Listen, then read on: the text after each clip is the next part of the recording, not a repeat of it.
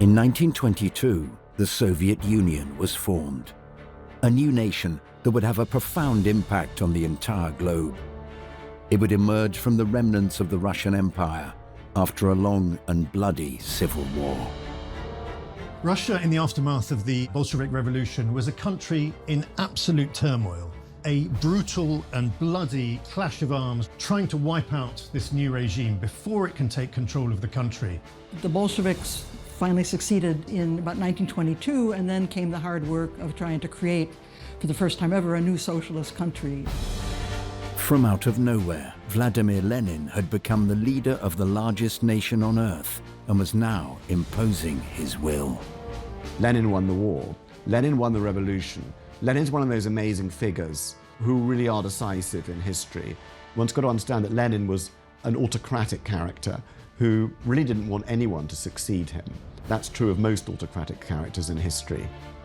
But Lenin would have a successor who proved to be the most ruthless of all figures when dealing with both his own people and his foreign enemies. They realized after the revolution that the Soviet Union was surrounded by enemies. It didn't have a friend in the world. They felt that way, and they were probably right. And the only defense was to build an enormous army with a lot of tanks and a lot of aircraft and a lot of ships, which they did. In the aftermath of World War II, the Soviet Union emerged as a new global superpower that matched the once mighty Russian Empire of old.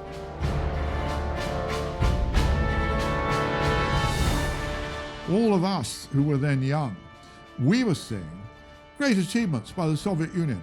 They launched the Sputnik satellite, fantastic scientific achievement. They put the first man into space, Yuri Gagarin, fantastic achievement. And so people were saying they saw the Soviet Union as a genuine, comparable competitor with the United States. Now, a century from its formation, the Soviet Union seems to define the whole of the 20th century.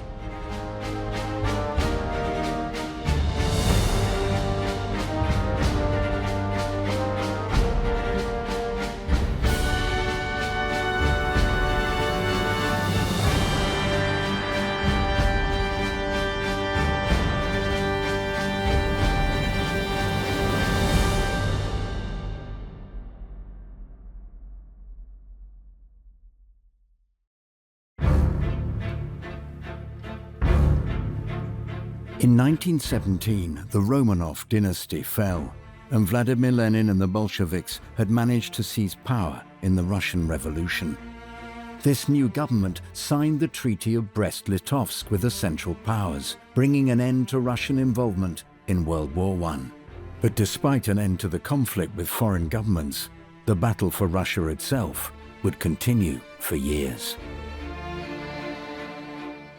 In the beginning, it seemed fairly simple. It seemed to be the Red Army, which was an army of soldiers with hardly any officers, and the other army is the White Army, which you could say was an army of officers with hardly any soldiers, who wanted to put Russia back to what it had been before the First World War and possibly continue that war to a victory.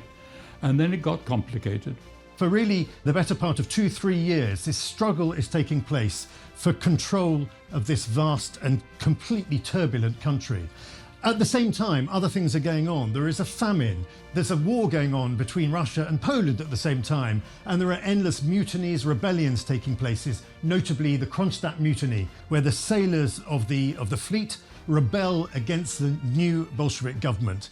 So not only is the Bolshevik government fighting for its very survival, but it's fighting against powerful and disparate forces, all of whom have one goal, and that is destroy it. Various national groups formed their own armies, the Ukrainians, the Georgians, and they all fought. There was an anarchist army which fought all sides, sometimes allying with one. So basically red and white, with various other factions, and of course from 1919, the Japanese, the French, the British, and the Americans all thought they might intervene and save something from the situation. So there were at least 5 or 6 foreign armies also, mostly fighting the Bolsheviks and trying to help the whites, but in the end giving up, because The presence of foreign soldiers only made the Red Army stronger. It increased national feeling among the peasants and the workers. But while Lenin, as the overall leader of the Bolsheviks, and Trotsky, as the leader of the Red Army, wound up victorious in the Russian Civil War, it was another figure who truly established himself during the fighting. Lenin and Trotsky are now firmly in power. The Cheka is abolished. In its place comes the OGPU, or Political Police. And to check on the OGPU, there is Rob Kreen, the Workers' and Peasants Inspection Group, whose chief is one Joseph Vissarionovich Djugashvili. Party name, Stalin. Well, Stalin was born in Georgia, one of the national areas of the Russian Empire. He was the son of a shoemaker. Initially, he was intended to go into the church. He attended a seminary. He joined the Bolsheviks at a young age, and he became known for his practical work, working in the underground, organizing bank robberies and political demonstrations. He was never, he spent a few years abroad, but he was mainly an inside guy.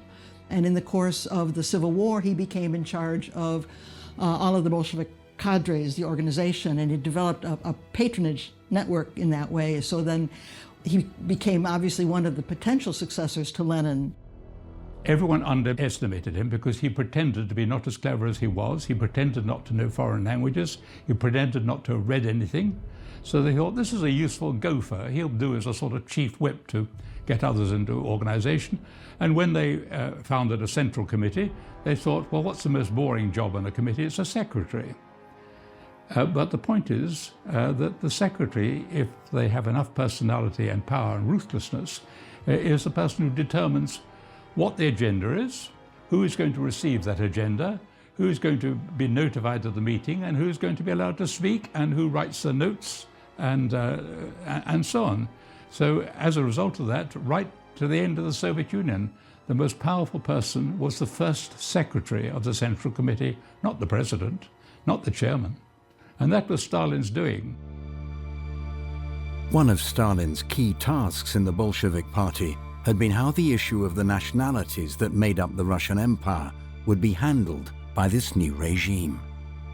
You know, his interest in the nationalities and the creation of the Soviet Union was that Lenin appointed him in 1911, 1912 to be his nationalities expert. And Stalin went to Vienna and lived there for a few months and wrote his paper on the nationalities question, which him and Lenin worked out what to do with the nationalities. You've got to understand that the Russian Empire was a multi-ethnic empire. It contained something like 100 tiny ethnic groups, but obviously a handful of big ones. The biggest of them, of course, was the Russians themselves, Orthodox Russians. But then there were Poles who were Catholic, Finns who were Protestant, Georgians who had their own church, Azeris and Chechens who were Muslim. So the big question in the Russian Empire was, how do we overthrow the Tsar, and how do we liberate these peoples? The problem of national minorities had been a thorny one throughout Europe. Woodrow Wilson decided the solution was to allow national groups to self-determine themselves and create nations if they wanted to. Russia was a multinational empire, so the problem was how to organize the different nationalities. And Lenin decided that nationalities should have their own homelands, that the Soviet Union would be socialist in content, nationalist in form. And so the republics were formed along these national lines. So he'd retaken and reconquered Ukraine and Belarus. He'd retaken the Caucasus, including Georgia, Stalin's homeland. But he'd lost the Baltics states, which became independent. He'd lost Finland and he'd lost Poland. So how does he manage the rest of this empire? And what does he do with these nationalities? Because the Bolsheviks have supported their right to freedom. And all of them have their own nationalist movements now, and all of them would, really like to be independent. That was the big question. What do we do? What kind of new country do we create to keep these territories within our new Soviet Bolshevik state and yet give them freedom? And that's the million-ruble question. In December of 1922, The solution that the Bolsheviks enacted was the creation of a federal system of republics known as the USSR. The name comes from the Union of Soviet Socialist Republics. It was a union of quasi-independent, nominally independent republics.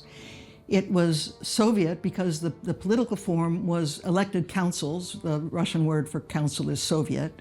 It was socialist because the state owned the means of production. To begin with, they had the Russian Federal Republic, which still exists.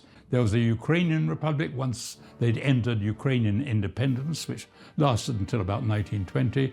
And there was a Caucasian Republic, which later split into Georgia, Armenia, Azerbaijan. Central Asia was still in chaos till 1924, and the present stands, Kazakhstan, Tajikistan, Uzbekistan, Kyrgyzstan, they didn't really emerge until the middle of the 1920s, when they'd been pacified. There were great differences between Lenin and Stalin about this new union of socialist republics.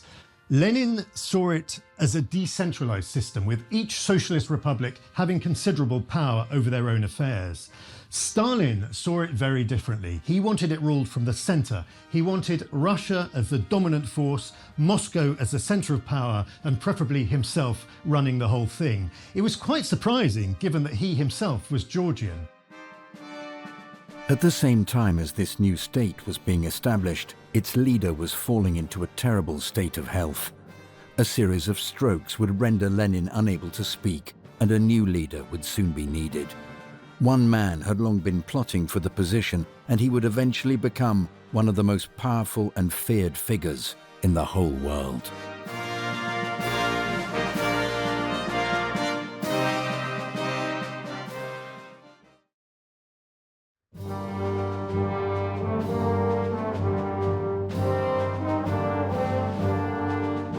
In January 1924, Vladimir Lenin died.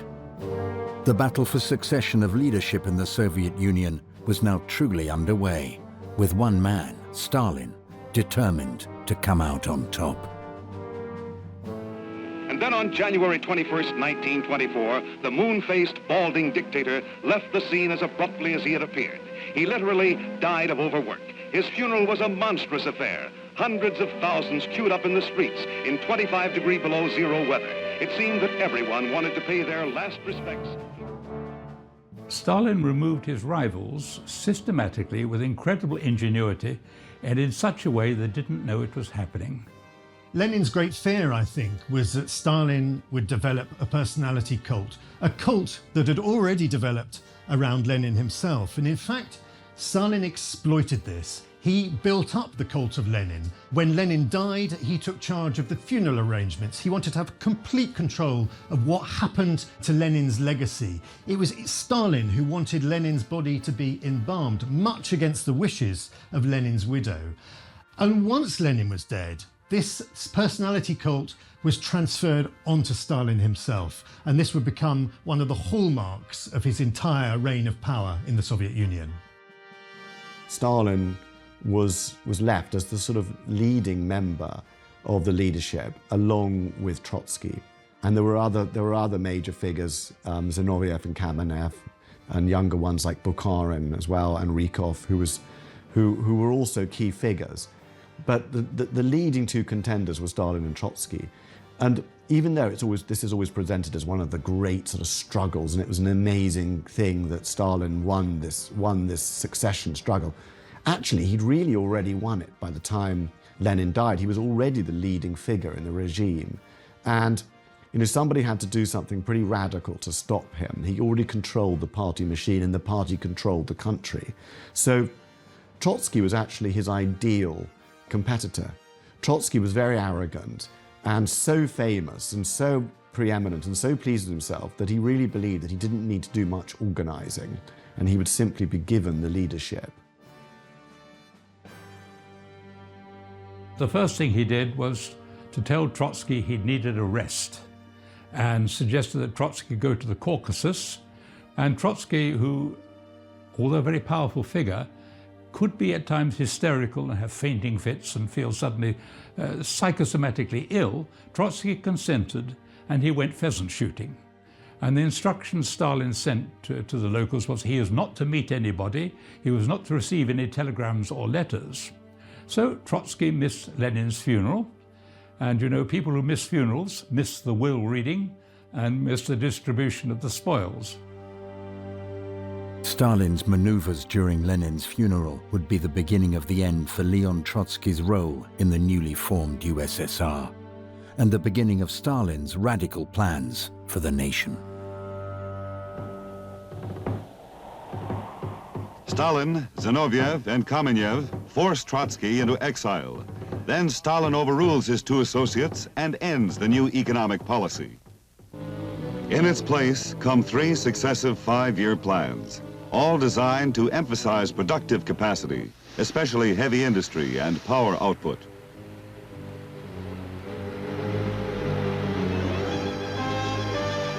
From 1928 to 1941, Russia's industrial capacity rises nearly 300%. After the Civil War, Lenin had promoted a policy of compromise, economic compromise, the new economic policy, which allowed quite a lot of market forces to delay communism because the country was so impoverished. And of course, in the Communist Party, there was a wide variety of views about which way they should go, whether they should allow some market forces or whether they should have a strict communism with collectivization. But at the same time, another big issue was industry. And the Tsars had begun to industrialize Russia in the 1890s, but of course that had all been destroyed in the war. And so now they looked towards America, the rising power, and they saw this extraordinary industrial miracle that was happening in America with mass production, and they wanted it too. But while the Soviet Union wanted to emulate the industrialization witnessed in countries like the United States of America, it remained very wary of its precarious place in international affairs. Well, the Bolshevik Party, which became the Communist Party, was split in its foreign policy. Those on the left believed that a revolution in one country could not survive only by itself, so they believed that only a world revolution could bring real socialism. So they believed that Britain, Germany, France, the United States also needed to become socialist in order to make the revolution succeed. And so part of the party policy was to organize and support foreign communist parties, to undermine governments, and to carry out this revolution. But at the same time, the Soviet Union needed to survive in the world that existed, so they were also engaging in diplomatic relations with these powers, trying to arrange trade deals so that they could borrow technology in order to develop their own economy. So there was this two-pronged policy. On the one hand, they were being nice to capitalist countries. On the other hand, they were trying to undermine them with their local communist parties. The foreign policy changed, and he was extremely flexible with the foreign policy. But the essential thing was just to strengthen the Soviet Union wherever possible, by any means possible. And in that sense, he was actually he was very radical internally. He was incredibly murderous internally. But outside in foreign policy, he was very much a traditional statesman, making alliances, winning friends, trying to win territory in order to make the USSR great.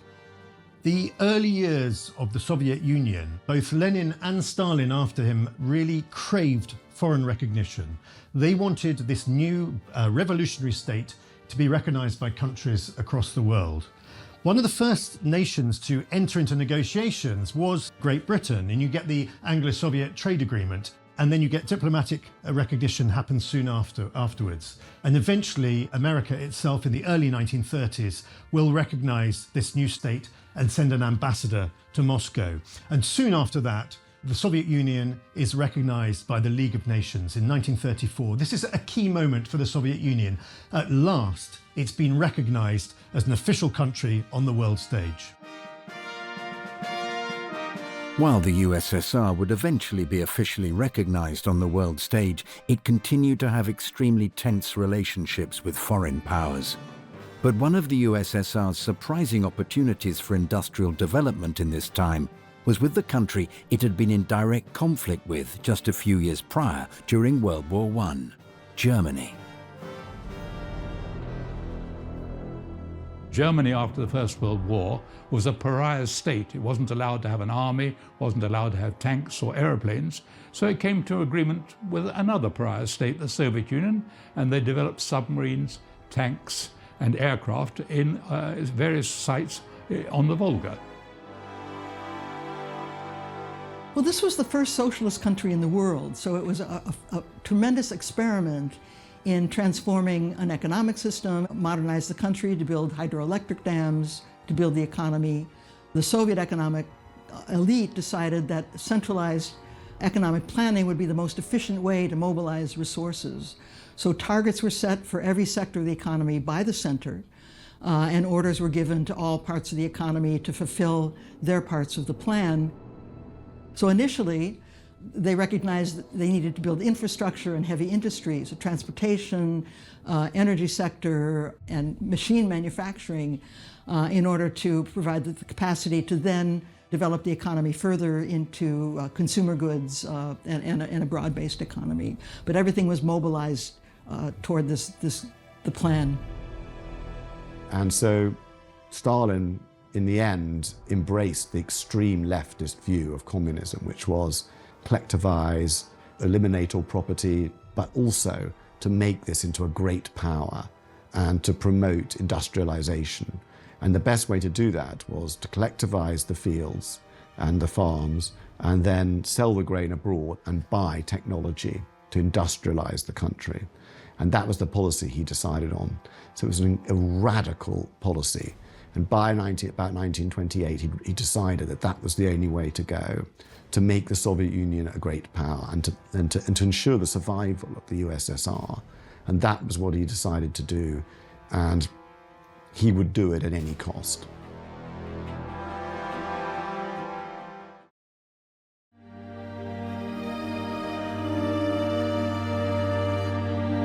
The economic policy enacted by Joseph Stalin in the late 1920s would lead to a wide-scale famine across the whole of the USSR. He did it by, first of all, introducing a policy of collective farms. They had been tried briefly in the 1920s and found that peasants didn't want to have their horses owned collectively and rebelled against it, and that was quickly abandoned. And then he tried again in 1929, and this time it was organized with the help of the Red Army. And it is said for the first time in Russian history, peasants ate all the meat they wanted to, because rather than hand over their pigs and sheep and cows, they just had an enormous feast and ate as much as they could. One of both Lenin's policies and Stalin's policies was the destruction of the wealthy farming class, the yeoman farmers, if you like. These are farmers who had quite a lot of land and produced a lot of produce which they would then sell on. This was deemed unacceptable to the Bolshevik regime, and they were to be liquidated. And other farmers, the smaller peasant farmers, were to be gathered into collective farms and produce grain and supplies for the benefit of the state. This was an absolute disaster because on the one hand, Stalin had wiped out the one class of farmers that produced a surplus, and there was no longer any incentive for the rest of the peasant farmers to produce any food that was going to be taken from them anyway. What happens next is the Great Famine of the early 1930s. The regime would not listen to signals from below. They wouldn't listen to the fact that there was no seed to plant, and they insisted on high quotas anyway. And this led to an even worse harvest the next year with loss of life and devastation, mostly in Ukraine because this was the main grain growing area, but it would also affected parts of southern Siberia and eastern Russia as well.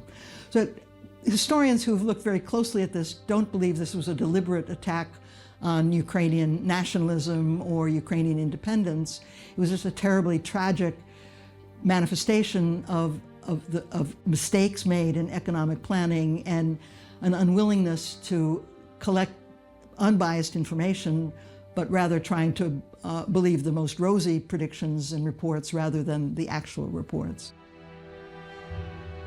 Records weren't kept properly, but we know how many people died simply because of the census report, that in 1937 there are about 12 million people missing from the population. Well, they shot the people who took the census, and they had a new census which was faked. And the problem with this famine was that there was a depression going on all over Europe and so on, and there wasn't much demand for buying grain from the Soviet Union. So the price wasn't good. They had to sell more and more in order to finance their industrialization. So that famine killed an enormous number of people, between 10 million and perhaps 15 million, because it happened not only to Ukrainians, it happened to Russian farmers. There was a sort of insanity about it, the agricultural policy. And the workers, I think, party workers got quite cynical. They realized their job was to destroy. So vineyards were torn up and farms destroyed. Animals destroyed. The grain wasn't even stored properly. It rotted in great railway sidings. So it was a form of madness. But it did solve one problem. It got rid of the peasantry as a force. Those who survived were cowed. But it was not just the peasantry that was terrorized. The very leadership of the government and the original Bolshevik revolutionaries would also be targeted.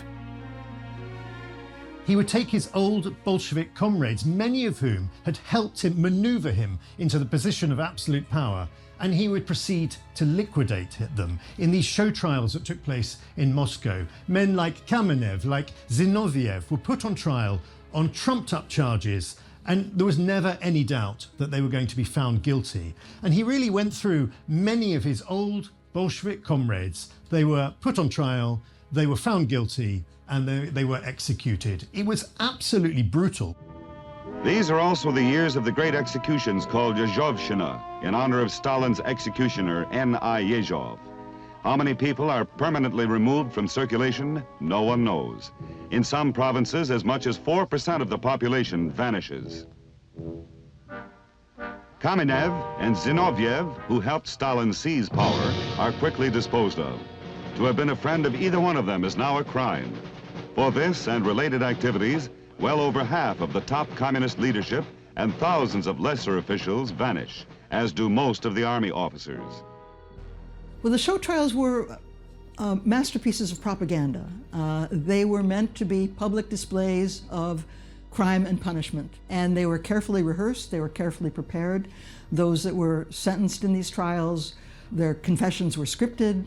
Hundreds of people were invited to witness them. They were covered by the media, and they were an attempt to prove to the people at large that there were enemies in the country, and that Stalin was doing a good job of finding them and rooting them out. It was also a demonstration to foreign governments that the Soviet Union was intent on preserving its integrity. And Stalin was helped by his chief of police at the time, who was a decadent poet and who had a lot to do with the theatre. And if you know the Stanislavski method of acting, which still survives today, the Stanislavski method of acting is very destructive for the actor because it tells the actor, you've got to be whoever you are. And prisoners, when arrested and interrogated, were trained just as Stanislavski trained actors. Their trials were rehearsed. So when they appeared in court, they would say, yes, I'm terribly guilty. I've been a Japanese spy all my life. And they would then, of course, make mistakes, saying they'd met somebody in a hotel which hadn't existed for 40 years. A lot of foreigners were convinced, quite influential foreigners, historians like Christopher Hill, Bernard Shaw, people who you thought had more brains, were convinced, oh, if he says he's guilty, he must be guilty. A very few of Yezhov's victims are given trials. Some of the trials are remarkable. For example, several defendants are convicted of conspiring with Trotsky in 1936 in the Hotel Bristol in Copenhagen. In actual fact, in 1936, the hotel was no longer in business. Next case, in 1938, Yezhov himself is purged, together with many purged judges, labor camp operators, and the like. His basic plan was, you know, when he looked at the Soviet Union, he saw there was disloyalty in the party. A lot of people wanted to get rid of him. A lot of people weren't happy with his collectivization policy and the suffering of the peasants. You know, there was disloyalty in his own family. And, you know, also the party bosses had become like little princes running their own territories. So he decided the way to deal with this was by bloodshed, by terror, quite deliberately. And he launched the Great Terror in 1935-36, in which Over 1 million people, basically innocent, were executed. This is also a time when there's a great expansion of the gulags. These are prison camps, often in far-flung places in Siberia, miles from anywhere, where political prisoners, troublemakers, or anyone deemed to be hostile to the regime would be sent off there, often walking there under unspeakable conditions, and they'd be simply locked away. And they'd have to work. They were forced labour camps. They were fed very little food. They were held in the most primitive conditions. In the depths of winter in Siberia, it was freezing cold, and millions, maybe 1.5 million, 2 million people died in these camps. But it meant that by the end of the 1930s, Stalin was absolute master of the Soviet Union. He had simply wiped out anyone who could challenge his leadership. Some 2,000 delegates who were at the 1934 Communist Party Congress, 2/3 of them would have lost their lives by the end of the Great Terror. So the leadership was disproportionately targeted. But there were many other victims as well.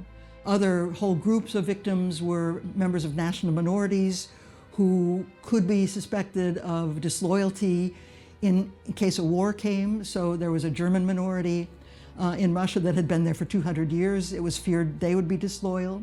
So they were rounded up and executed. Poles living on the borderlands between the Soviet Union and Poland, it was feared that they would turn on the Soviet Union in case of a war, so they were also targeted and victimized, not for anything they did, but just for the language that they spoke, basically. So it was a completely cynical thing. It went on for about 18 months, and then there were several incidents which even Stalin realized made it impossible to go on. For instance, there was a low-temperature laboratory in Moscow, and they'd arrested so many of the scientists that it was about to explode and destroy a large amount of the new Russian underground that was being built. And so they decided to reverse things. The little chief of police, Nikolai Yezhov, had become a drunk, completely drunk, and was stopping to turn up for work. And Stalin decided to get rid of him. So the Great Terror came to a fairly sudden end towards the end of 1938. And 1939 became a sort of almost paradise year in which you could write what you liked, you could walk the streets, you could say what you liked, and nobody seemed to be bothered. It didn't last long, but it was an extraordinary period, 1939. If you look at the books that were published then, and you can see Stalin started relaxing. After the Great Terror, he was in some ways morally exhausted. It may be that he realized that it couldn't go on, that he'd be left with no population to rule. By the late 1930s, the changing nature of Europe refocused Stalin and the USSR's attention on global rather than internal affairs.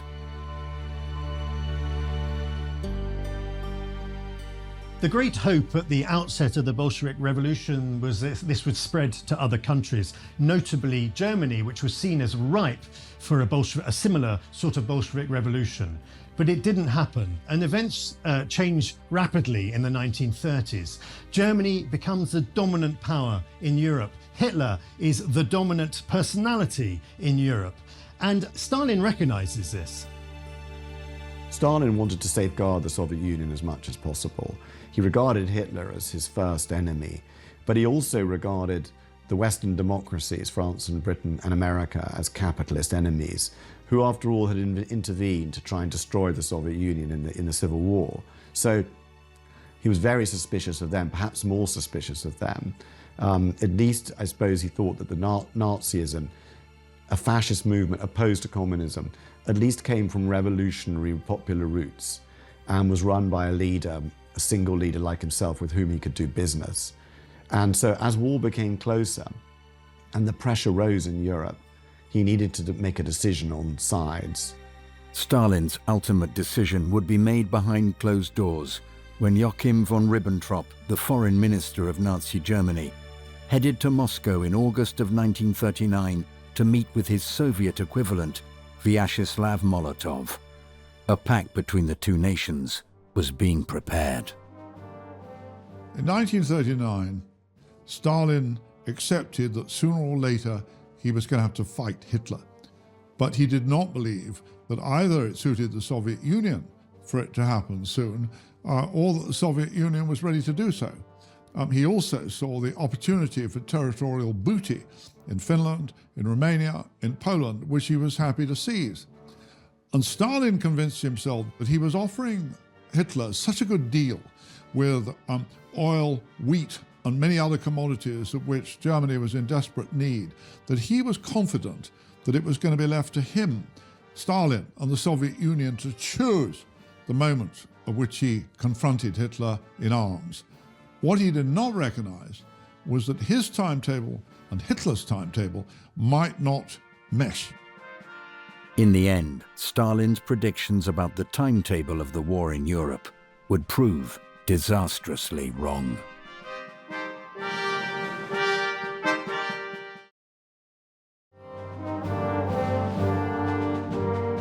In August 1939, it was publicly announced that the Soviet Union and Nazi Germany had signed a non-aggression pact. The news would cause shockwaves around the world. The lights began to burn all night in Moscow. British and French military missions arrived to confer with the Soviet government. So did German representatives. And on August 21st, 1939, the world was set on its heels by the announcement of a treaty between the Russians and the Germans in which they agreed not to fight each other. Here were the admitted arch-enemies in a state of apparent friendship. It was too fantastic to make any sense. It didn't. When the news of the Molotov-Ribbentrop Pact was announced to the world was absolutely stunned. This had all taken place in secret. All the negotiations had taken place behind closed doors. No one could quite believe in the West that Stalin would do a deal with his arch-enemy, Hitler.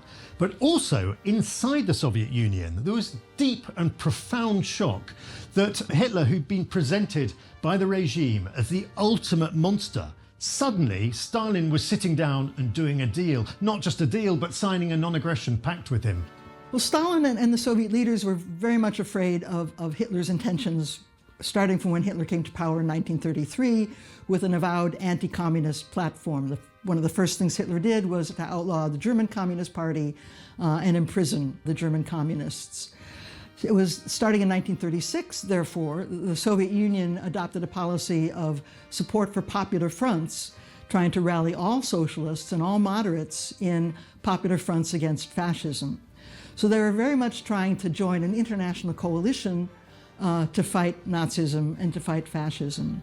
From 1936 to 1939, Stalin was trying to join various collective security pacts with Britain and with France, but they were not letting him in. And when Stalin was excluded from the Munich agreements, he began to feel that he was going to be excluded from any protection that collective security might give the Soviet Union. So then they started negotiating on the other side for some sort of pact with Hitler that would protect them.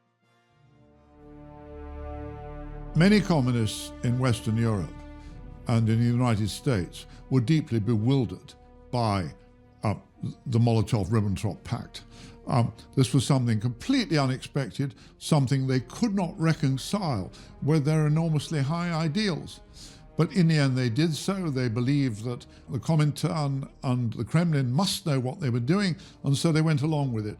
But it did sow extraordinary confusion in the minds of Western communists. So it was a cynical thing to do, to suddenly announce that the Germans were your friends and to start imprisoning people that you denounced Hitler in their books and articles at Communist Party dictate. And for 2 years, of course, this was official policy. We collaborate with Hitler because at least he's fighting the capitalist West.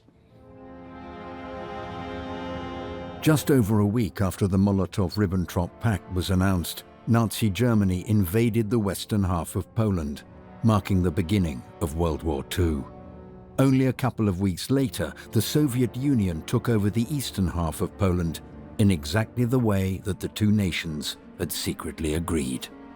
Part of Poland passed over to the Soviet Union, and the three independent Baltic states of Estonia, Latvia, and Lithuania were also handed over to the Soviet Union, which gave them more space between them and the expanding German Reich, which they hoped would help them if and when an invasion came. He thought, and he did, he thought he'd get the Baltic states, he'd get half of Poland, and that half of Poland irritated him enormously because it was the half of Poland he had lost in 1920 when he was in charge of the war there, and it had been settled by Polish officers. So he took great care when he, under the Molotov-Ribbentrop Pact, he was entitled to take over that part of Poland, to slaughter 22,000 Polish officers who were taken prisoners. And in fact, it made it much easier to cushion the eventual Nazi invasion. The invasion of the Soviet Union itself would occur on the 22nd of June 1941, when Operation Barbarossa was launched on Hitler's orders. One of the most extraordinary stories of the Second World War is that in Germany, Stalin, through communist sympathizers, had the most superb intelligence of any service, any nation in the Western world. And all his spies in Germany were telling him repeatedly that Hitler was going to attack him. And they told him so with the utmost authority, with the best information. And all of this information was getting through to Moscow, and Stalin absolutely refused to believe it. He'd been warned by Churchill himself, had sent intelligence to Stalin saying that this is going to happen. And most importantly, he'd been warned by his spies in Tokyo, notably Richard Sorge, had told him not only that Hitler was going to invade, but he'd actually told him the exact date on which the invasion was going to take place.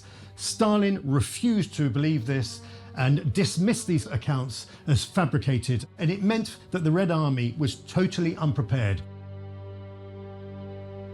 Hitler and Stalin read the same books. One of them is Clausewitz on war. Clausewitz fought with Napoleon and realized Napoleon's mistake was to fight on two fronts, in Spain and in Russia. Well, Stalin concluded, if Hitler's read this, he knows. I've read it, I know. You only fight on one front. Hitler is busy fighting Britain and France. When he's finished with them, then we can have a war, but he's not going to attack me until he's finished with them. And on that basis, Stalin made one of the biggest mistakes he ever made. When the invasion came on the 22nd of June 1941, where the Wehrmacht rolled over the Soviet frontier on a massive 1,600-mile front, millions of men, tanks, machinery rolling over, this stunned Stalin. Stalin had no idea that Hitler was going to invade his country. It came as a deep and profound shock. Stalin's behavior immediately in the aftermath of the invasion of June 1941 was quite extraordinary. He went into seclusion for days. Many people afterwards believed that his comrades were going to kill him, literally kill him, murder him, assassinate him, execute him, because he was alone responsible for this extraordinary crime, this extraordinary folly of allowing Germany a free pass almost into the Soviet Union with that invasion. And so all these frightened men around him who Stalin was expecting to kill him, for the first few days, they too were in chaos. They too were bewildered. They too couldn't think what to do. And in the end, Stalin rallied. Stalin came round. Stalin began once again, at first cautiously, at first rather nervously, to exercise his authority. At first, Stalin faced astonishing losses. I think something like 6 million men were lost in the first year of warfare. And Hitler raced towards Moscow, towards Leningrad, into Ukraine, towards Kharkov, taking everything before him, before the Russians started to sort of gather a proper resistance and started to fight back and stop them, which they only managed to do in October 1941 outside Moscow. But before then, it looked like everything was collapsing. And Stalin himself said, Lenin left us a state and we've screwed it up. And for a second, he doubted that whether he could do this. And they came and got him and said, his henchmen came and got him and said, we need you to take control. And when that happened, it was as if the mistake of being surprised by Hitler was forgiven. And he was able to start with a clean state, and he did. But as the German army moved ever closer towards Moscow in 1941, it seemed to many that just 2 decades after its formation, the Soviet Union was on the brink of annihilation. On the 22nd of June 1941, Adolf Hitler launched Operation Barbarossa, a gargantuan military invasion of the Soviet Union. The Eastern Front of World War II had been opened, and for a while, it looked as if the Soviet Union might be doomed. The first days and weeks and months of the German invasion of the Soviet Union were a military catastrophe. But Russia was so vast and Russia's armies were so enormous that even though the Germans keep advancing and advancing, that it's not enough. As time went on, this Nazi war machine was stopped. It was stopped in front of Leningrad, it was stopped in front of Moscow, and it was absolutely imperative for the Nazis to capture Moscow before winter began. And it looked like they were going to achieve this. They captured notably the towns of Vyazma and Bryansk. These are very close to Moscow. And this happened shortly before the winter set in. And it looked very likely that they would seize Moscow as well. But Stalin ordered that Moscow was to be held at all costs. He saw that this was the great prize for Hitler, and he was determined to ensure that Hitler did not capture Moscow. And so you have this incredible counter-defense of the capital city. It's hard to think of any single occasion when another nation has successfully invaded Russia and come to even the Mongols couldn't get any further than the forests and the bogs. And Napoleon, of course, made some terrible mistakes with the weather reports. Hitler made the same mistake and has said Russia is a very easy country to get into, but an impossible country to get out of. So that was a part of it. There was just unlimited manpower. This was the first time they had a genuine enemy. They'd had false enemies that Stalin invented. Now they had a real one. Amazing achievement of the war was in the first 4 months or so of the war to evacuate heavy industry from Ukraine, which was the city of Kharkov especially, which was going to be under attack, moved hundreds and hundreds of kilometers to safe haven behind the Urals. And within a matter of months, for example, the Kharkov tractor factory was up and running, producing tanks, despite the disruption. How it was done is a miracle. Heavy industry just dismantled, put on trains, moved to the Urals, re-erected and working. And then they produced tanks that were actually superior to German tanks, the T-72, which I think still rolls about today, which shells just bounced off them. The Soviet Union is not the hollow shell that Hitler convinced himself that it was before he launched Operation Barbarossa. This is a vast, fantastically powerful, fantastically motivated country and society which can do things that we have never dreamed of. And so those German generals who had not been frightened by the British or the French or the Poles, suddenly they feel this sense around the heart. They feel these Russians, this is something far more formidable, far more frightening than anything we've hitherto had to face. And as those winter battles began around Moscow in the autumn and winter, in October and November of 1941, even though Hitler was far from admitting it, most of the smartest people in the inner circle of the Third Reich realized that that terrifying iron hand of defeat was staring them in the face. In order to help guarantee eventual victory, the Soviet Union quickly made a new alliance with the Western powers that had once treated it with enormous suspicion. An alliance of pragmatism was formed. Once they met together, in August 1942, Churchill went over to see Stalin, and Stalin was actually at the greatest crisis of the war. Looked like he was going to lose the whole South, the oil fields, Stalingrad, and the Caucasus. Churchill arrived, and they made a sort of deal. They became they respected each other, and Churchill told him that they weren't going to do an invasion of Europe, an invasion of France yet, but that they would ultimately. But for the moment, they had to build trust among themselves. And so the three of them met at Tehran for the first time in 1943. There they really began to build a sort of rapport between the three of them, particularly Roosevelt and Stalin.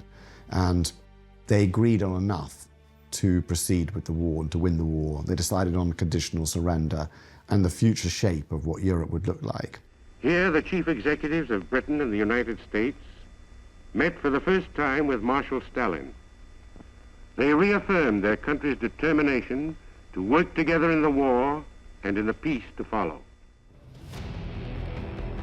The battles that the Soviet Union fought on the Eastern Front were on an almost unimaginable scale and would turn the tide in favor of this new alliance. These battles inside the Soviet Union were on a scale that had never been seen before in the history of warfare. These huge, titanic struggles, the struggle for Leningrad, the struggle for Stalingrad, the massive tank battle, the greatest tank battle in history that took place at Kursk.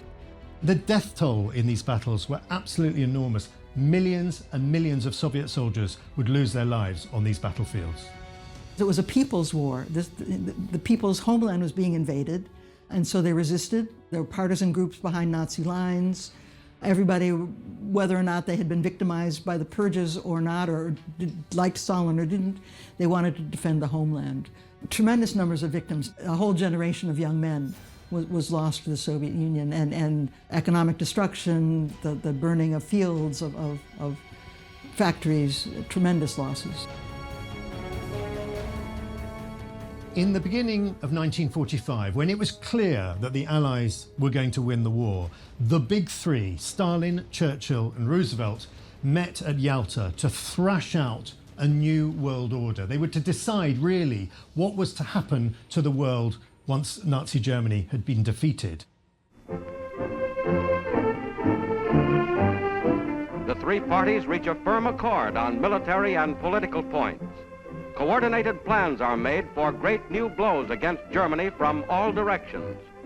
Reaffirming the resolve of the United Nations to cooperate fully after the war, Roosevelt, Churchill, and Stalin reach agreement on the foundations of European peace. Germany shall be disarmed. German militarism and Nazism will be destroyed. Just over 2 months after the Yalta Conference, Soviet forces reached Berlin and raised the victory banner over the Reichstag. Only a few hundred yards away, Adolf Hitler had committed suicide in the Führer bunker. The European theatre of World War II had come to a decisive end. But the battle lines of the Cold War were already being drawn.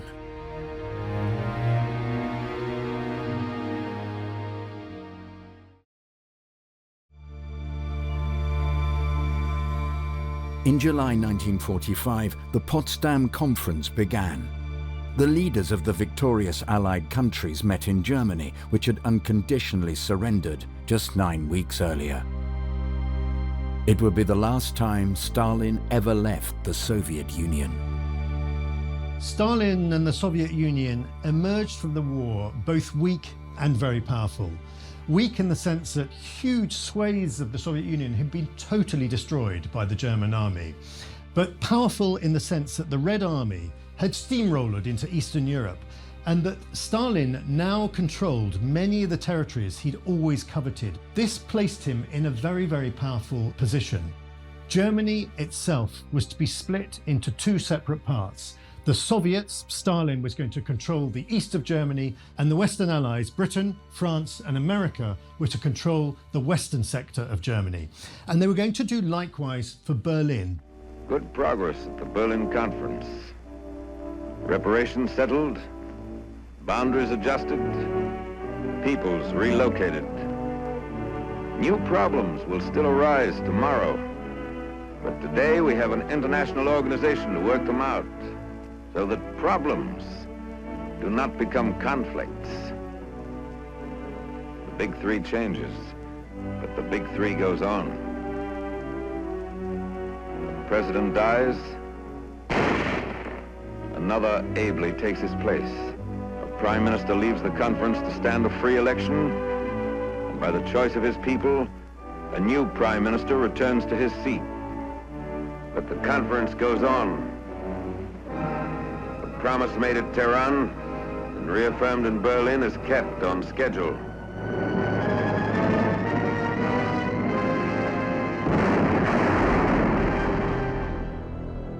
The battles of World War II still continued in the Pacific, and the Soviet Union formally declared war on Japan. But it would not be long before they surrendered following the dropping of the atomic bomb on Hiroshima and Nagasaki. The Allies were now fully victorious in World War II. But things ended very differently for the Big Three. Roosevelt died before the end of the war.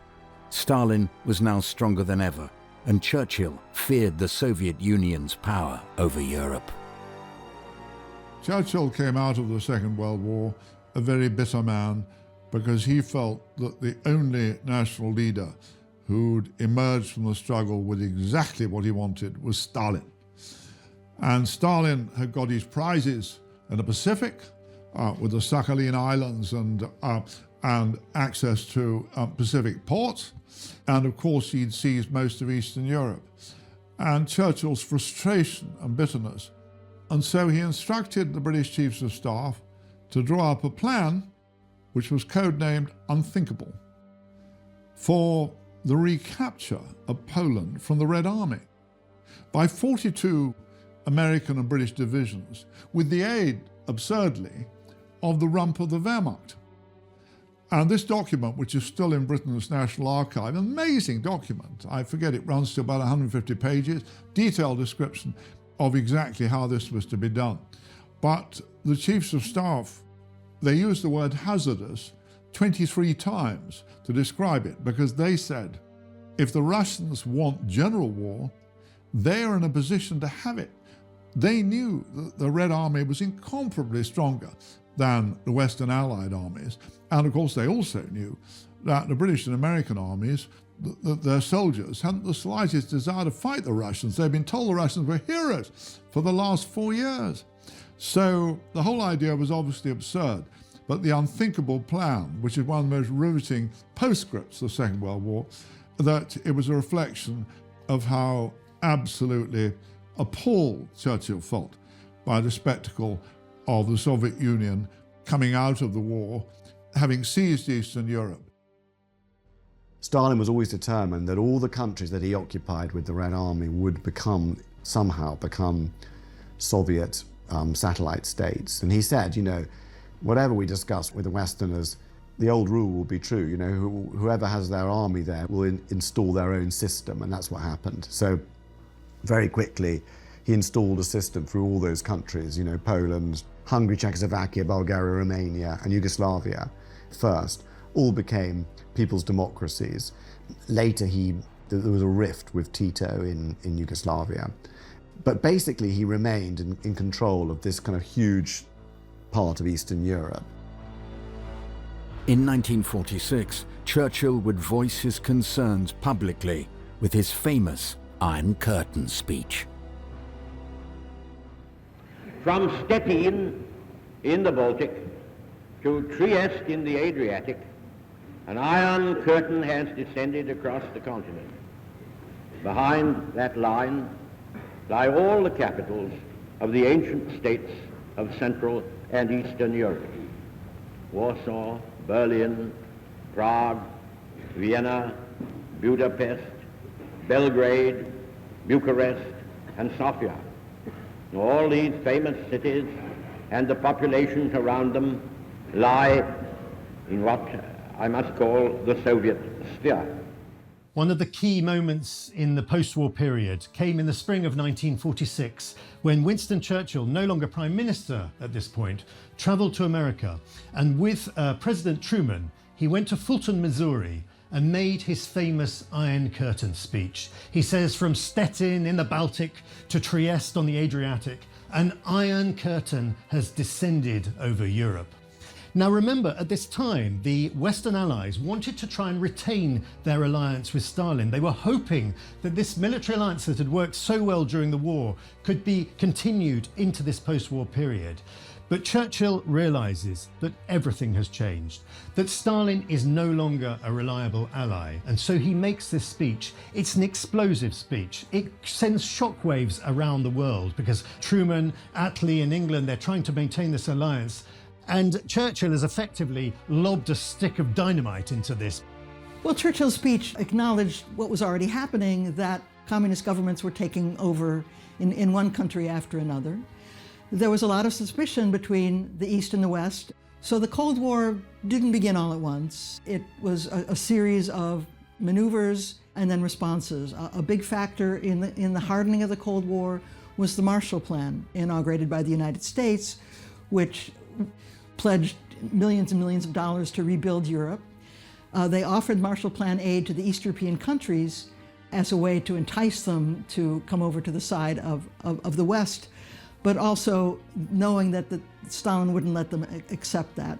So Stalin saw the Marshall Plan as a direct attack on the autonomy of the Soviet Union, and that led to further repercussions, the formation of the North Atlantic Treaty Organization in response, then the Warsaw Pact alliance in response to that. So there was a gradual closing down of contacts between East and West, and a gradual increase in fear and suspicion.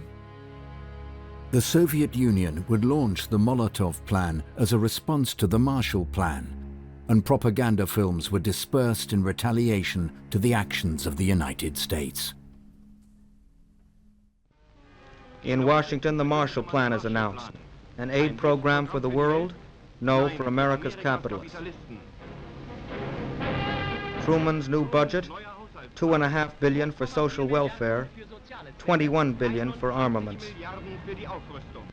Economic and political enslavement of foreign countries, hunger and unemployment in their own country. That's the real Marshall Plan. The stock exchange, the headquarters of the true masters of America. Here sit the Americans who run the opinion factories. Well, the next thing is to decide whether to make war on the Allies. And they have the atom bomb, and he has not. And so the most important thing is to get an atom bomb. Beria supervised the atom project brilliantly, absolutely brilliantly. It's one of the most extraordinary things. He found all the materials in Germany, the bismuth, the uranium that he needed, got it all shipped. He built special cities to build it in. He gave the scientists luxurious villas, and there was a little book in which the rewards were listed. If the atom bomb worked, what they would get: a nice car, a house, country cottage, and so on, and the punishment they would get if it didn't work: shooting. So there was a great reason to get that atomic bomb working, and it did. And once he had the atomic bomb, then the question was what to do next. And perhaps fortunately for us, the Chinese Revolution happened, and for Stalin it was more important to help that and start the Korean War than to attack the West again. But certainly in his mind was, why stop at Berlin? Why not go to the Atlantic? The battle lines of the Cold War that was developing across the globe took another dramatic turn when the communists under Mao Zedong were finally victorious in the Chinese Civil War. Now, two of the world's great former empires were under communist rule, and the first true proxy battle of the Cold War would take place in Korea.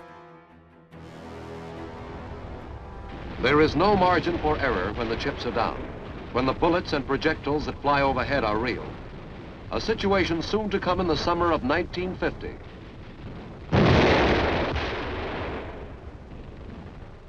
Thousands of miles away on the other side of the Pacific, trouble was being fermented. North Koreans, prodded by the communists, were massing strength for a war against the democratic government of Korea, a war which threatened the peace of all nations. 1953 would prove a pivotal year. The Korean War would end in a stalemate, and Joseph Stalin's rule over the Soviet Union came to a dramatic close.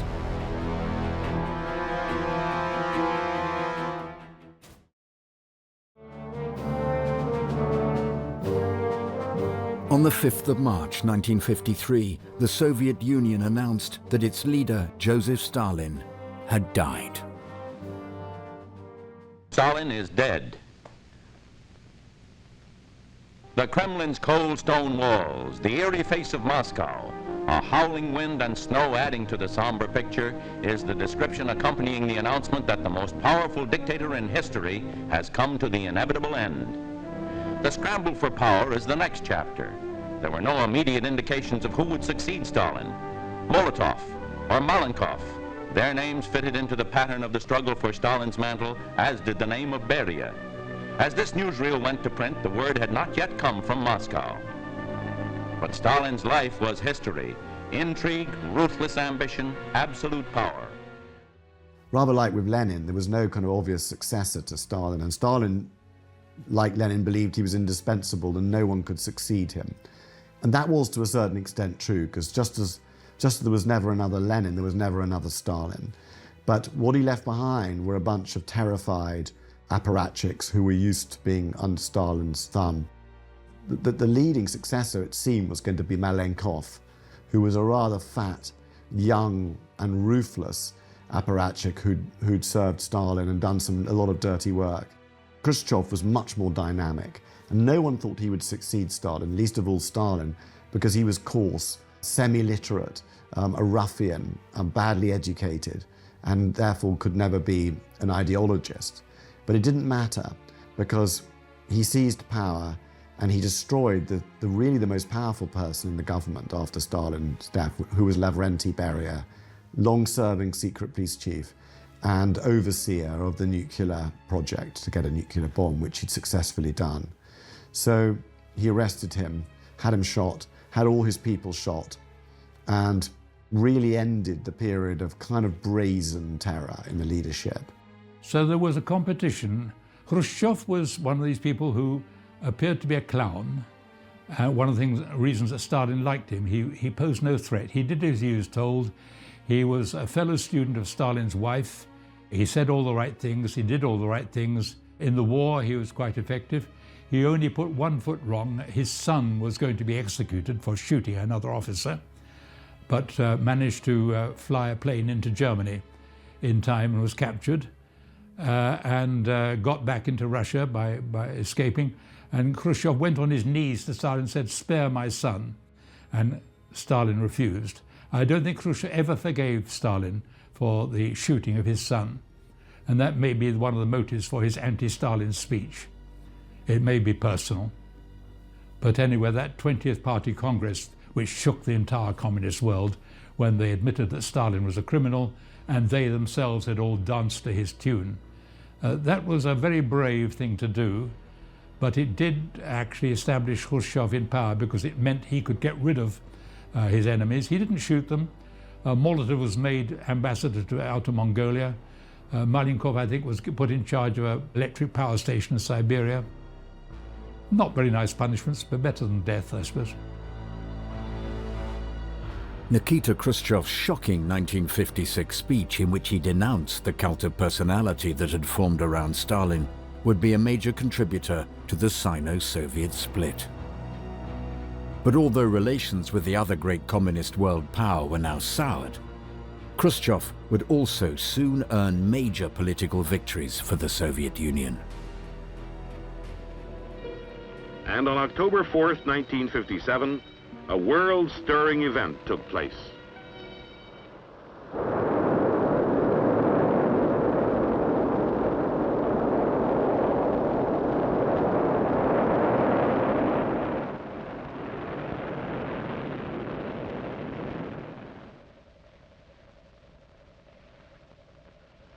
A man-made celestial body for the first time in history overcame terrestrial gravity and flew into space. During the early to mid-50s, the Americans had been developing their space program, and they announced that they were soon to launch a satellite into space. This was a huge moment and a huge triumph. But what did the Soviets do? They had been developing their own satellite as well, and they got there first. This was Khrushchev's great triumph, was to launch Sputnik before the Americans. It was a public relations coup. The space race was one example of a great Soviet success story. The economy was improving after the war, but it wasn't running on all cylinders at this time, but the space race began as a quasi-arms race, knowing that the Americans were trying to build rockets. The Soviet Union mobilized all of its resources into launching a satellite and then to launching a man into space so that they could be the first. So when they're able to mobilize all resources toward this one goal, and they had brilliant scientists, they also had scientists who had been Germans who had gone over to the Soviet Union. They had tremendous brain power and tremendous technological capability, and with all the resources at their disposal, they were able to be the first into space. The launch of the Sputnik satellite generated frenzied attention around the world. But at the same time, an arms race was in full effect, and acts of espionage were at extraordinary levels on both sides. A crisis point was reached when pilot Francis Gary Powers took off from Peshawar in Pakistan in 1960, and his U-2 spy plane was brought down by Soviet air defenses. Secret reconnaissance of Russia by high-flying American U-2 jets ended when one was downed deep in Soviet territory. Its pilot, Francis Powers, was made the subject of a showcase trial. Powers' family was in the courtroom as Russia began massive exploitation of this propaganda windfall. Powers' conviction was inevitable, and the U-2 affair became Khrushchev's pretext to torpedo the Paris Summit Conference. So in September of 1959, Khrushchev had met Eisenhower at Camp David in America, and the two men had agreed to meet again in Paris in the following spring. And this was duly to go ahead. But something intervenes in the meantime, something that causes a crisis in relations between the Soviet Union and the United States. And this is the shooting down of a U-2 spy plane piloted by Gary Powers. Khrushchev gave a personal order to his air defenses to shoot down an American U-2 spy plane over Soviet airspace. For 3 or 4 years, American planes have been intruding over Russian airspace freely, at very high altitude, and the Russians had no fighters or missiles that could reach them. By 1960, they did. And he thought, and who can blame him, that for the Americans to spend a spy plane flying over their airspace on May the 1st, May Day, the most sacred day in the Soviet Bolshevik calendar, to fly over his airspace was a deliberate insult, and so he gave the order to shoot it down. Khrushchev played his cards very skillfully and ruthlessly. That initially he announced the shooting down the plane, but he did not admit that he captured its pilot, Major Gary Powers. And so the Americans got themselves deeper and deeper into a tissue of lies about this being a weather plane and so on and so forth. And only 2 days later did Khrushchev reveal that they had Major Gary Powers and announced triumphantly to the world, and our cameras are better than the American cameras that we found on the U-2. So the humiliation was terrific. This throws relations between the two countries into absolute crisis. Khrushchev storms off back to Moscow. He won't have anything more to do with these talks, and he cancels the intended visit of Eisenhower to Moscow. Eisenhower is very disappointed. He was really looking forward to going, but this is cancelled, and relations between the two countries descend once more into crisis. The U-2 incident was eventually resolved by an exchange of Gary Powers for a Soviet spy named Rudolf Abel, who'd been captured in the United States. The technological war would continue, though, and the Soviets struck another victory when they launched the first man into space in 1961, Yuri Gagarin. The space race became an incredibly public competition between the two superpowers as to who could display their technology, their sophistication, their ambition in a new realm, space.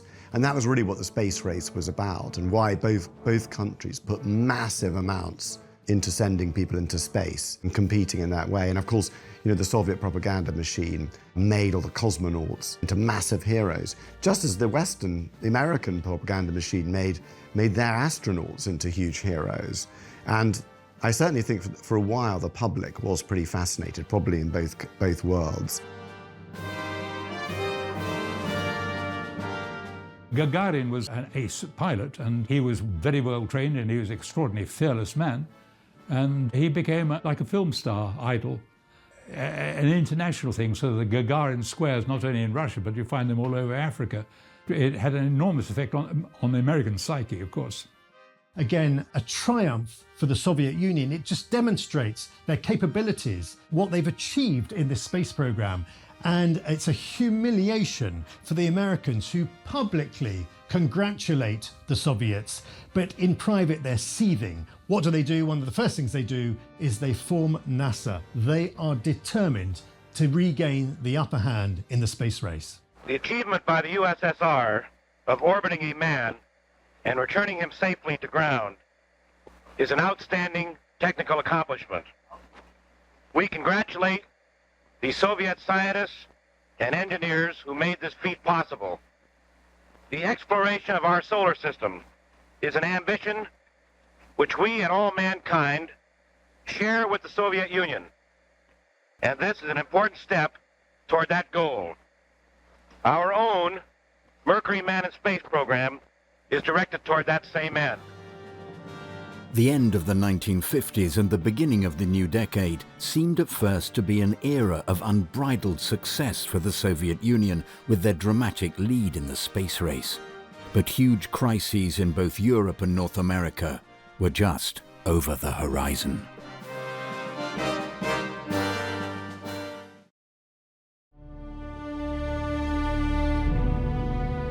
The early 1960s would prove to be the height of Cold War tensions, both in Europe and in the US. A communist revolution had taken place just off America's borders in Cuba, and the Bay of Pigs invasion, intended to overthrow this new government of Fidel Castro, had failed. And in Berlin, where the Allies had converged after their victory in World War II, the Iron Curtain was becoming a literal wall.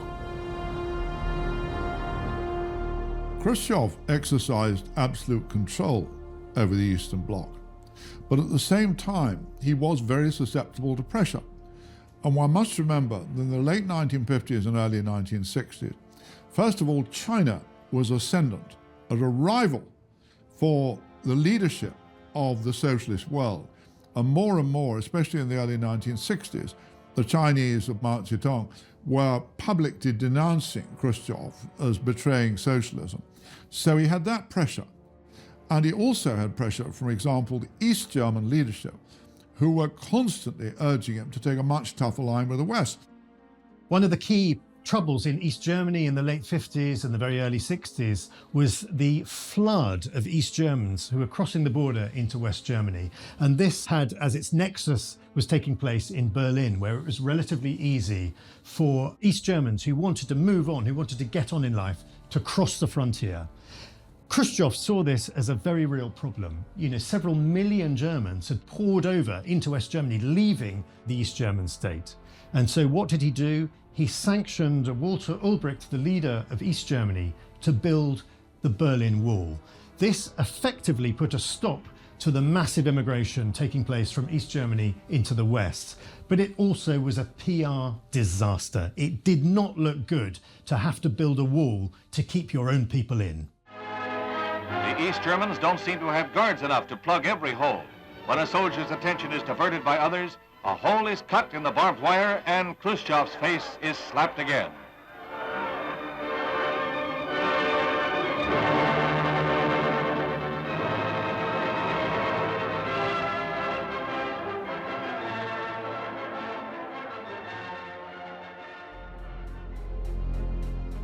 Not long after the Berlin Wall was constructed, another flashpoint in the Cold War emerged when it was revealed to the world that the Soviet Union had placed nuclear weapons on the territory of newly communist Cuba. The world watched with bated breath as the two superpowers faced off. The Cuban Missile Crisis is a hugely complicated episode, and historians are still uncovering archives and trying to understand what exactly happened. I think Castro played an important role in this, or at least Khrushchev blames Castro for goading him into sending missiles to protect Cuba against another United States invasion. The Soviet Union miscalculated the United States response to the presence of these missiles. They didn't realize that they had been found out. So there was a real danger during these 2 weeks in October that the world would go up in a nuclear war because of this tension. The greatest crisis between the Soviet Union and the United States, and indeed I think one of the great crises of the entire Cold War, this was sparked by America placing missiles, its own missiles, on Italian and Turkish soil. In retaliation, Khrushchev wanted to replace Soviet missiles on Cuban territory very close to the United States. Thus began a standoff. Kennedy said that this was totally unacceptable to have these missiles so close to the United States. Khrushchev said it was totally unacceptable for the Americans to have missiles on Italian and Turkish territory. The world at this point is in deep crisis. We are very, very close to a nuclear war being declared. And it is only through wiser counsel, wiser heads prevail, a deal is done between the two powers that enables them to back down. Khrushchev, launched the Cuban Missile Crisis as a way to break the impasse that he felt, the sort of stagnation that he felt was taking place in the rivalry between the two superpowers. He thought that if he needed to do something to up the ante, and he'd convinced himself that taking a risk, a gamble, would turn the whole course of the Cold War.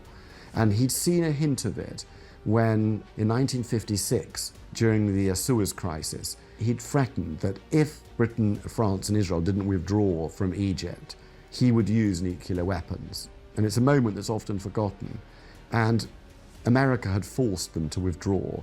So he saw that as evidence that nuclear brinksmanship really worked.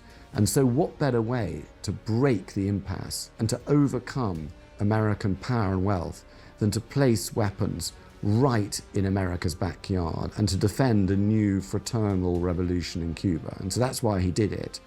He was also a member, one of the World War II generation, like all the Soviet leaders, and they were actually very, very afraid of war. They'd seen what war did, even conventional war. And so, he thought he'd win that point. Call on the chairman of the Council of Ministers of the Soviet Union on a point of order.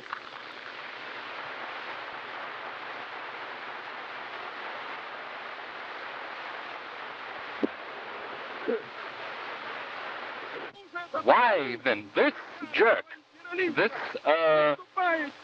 stooge of American imperialism here, who is speaking before you, he is touching upon questions which are obviously not procedural ones, and the president, who is sympathizing with these colonialists and colonial domination, obviously is not stopping him. He had a quality of an act. I'm taking off your shoe and banging it in the United Nations does get attention. And in the Cuban Missile Crisis, I think he won. It was very cunning, very risky, but we were more frightened than they were. I remember I was a student at the time, and I seriously thought in Cambridge this might be my last day on Earth with the missile crisis and Kennedy holding out. But in fact, Khrushchev had a bargaining chip, and he was willing to take those armed rockets away if America withdrew its rockets from Turkey. That wasn't made public at the time, but it's clear there was a bargain, and the Soviet Union won it. They had no atomic weapons near their borders as a result. That was one of Khrushchev's great achievements. It was very risky, but I don't think anyone in Russia held it against him. And despite all these expensive intelligence services in the West, nobody fully understood that when Khrushchev threatened to bury us all, when Khrushchev was telling Western ambassadors that he'd earmarked 20 nuclear weapons for Britain, and he was confident that would be enough, that all of this, it was boasting of an almost deranged kind. And Khrushchev thought he was playing a brilliant hand, and Khrushchev thought rightly that he was frightening the West. But what he failed to see was that he very, very nearly overdid it because he frightened the West too much. The retreat to Moscow. Russian ships steam out from Cuban ports with their decks loaded with missiles the Soviets are withdrawing under pressure from the New World. It's one of the last chapters in the offensive threat from Cuba that led the United States to throw a quarantine around that island and forced the Russians to dismantle their medium-range rocket installations. U.S. planes and picket ships have counted 42 rockets on Russian-bound ships. But still unresolved is the question of the jet bombers in Cuba. Castro claims they belong to him and that he will not give them up. The U.S. insists the Russians must remove them before the quarantine will be lifted. The headlines in the Soviet newspapers said the Soviet Union has saved the world by the deal that it made with the United States. So they took all the credit for easing this tension. And that's what the Soviet readers saw, that this was a victory for Soviet diplomacy. The following is the text of President Kennedy's statement of noon. I welcome Chairman Khrushchev's statesmanlike decision to stop building bases in Cuba, dismantling offensive weapons, returning them to the Soviet Union under UN verification. This is an important and constructive contribution to peace. Both the US President John F. Kennedy and the first Secretary of the Soviet Union, Nikita Khrushchev, would not have much longer in office after the de-escalation of tensions from the Cuban Missile Crisis. JFK was infamously assassinated in November 1963, and Khrushchev would be maneuvered from power the following year. It was soon to be the era of Leonid Brezhnev in the Soviet Union.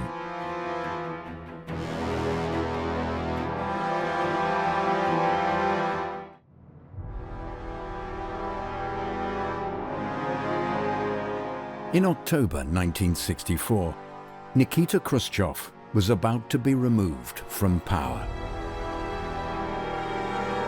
Whilst on vacation in Pitsunda on the Black Sea, he grew suspicious of activities developing in Moscow, and he immediately flew back to the capital city. Upon arrival, he was forced to step down as leader of the Soviet Union.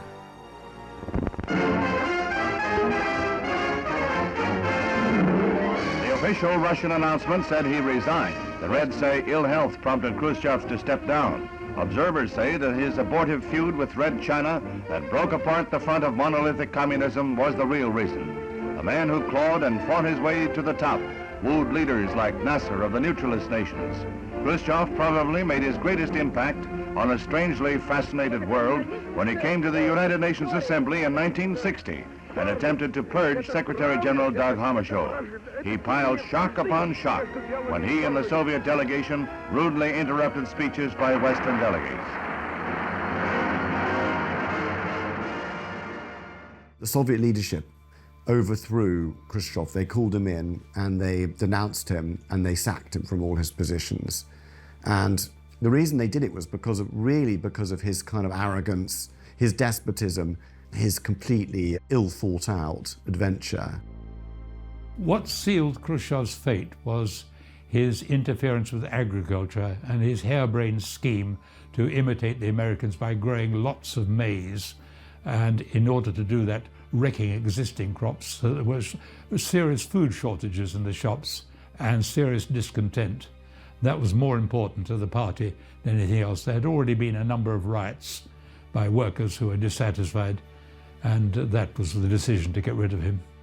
Forces began to conspire against him, and leading those forces was Leonid Brezhnev, who sees that maybe now is the moment to act, that maybe this is the moment where he can get his hands on the levers of power. The crowds that once cheered Khrushchev wildly were left in the dark as to just what went on when the Central Committee met to act on his retirement and to name Leonid Brezhnev as the new leader of the party, while Alexei Kosygin took the job of premier. Brezhnev has lately been considered Khrushchev's heir apparent, but the question remains as to whether he had anything to do with hurrying his boss's departure. Khrushchev is on holiday, he's summoned back to Moscow, and the Politburo, led by Brezhnev, denounce Khrushchev. They criticize him for everything he's done, and they say they want him to step down from power. This will not be a coup quite as brutally as Stalin might have done it. He's allowed to resign, but it is the end of Khrushchev's reign of power. Now, Leonid Brezhnev is the man at the helm. You know, they voted him out. They didn't execute him. They didn't imprison him, they just retired him. In the meeting, he said, you know, whatever else happens, my one achievement has been that no one's going to be shot now.